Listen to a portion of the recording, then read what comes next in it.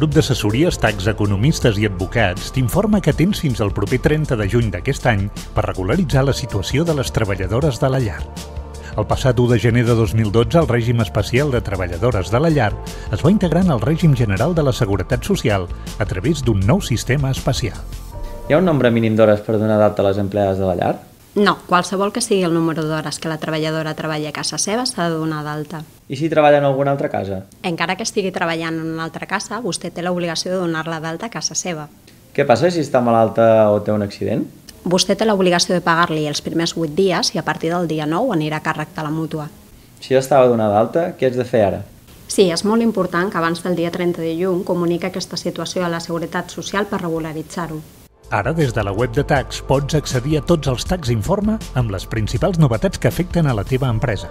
Només t'has de registrar.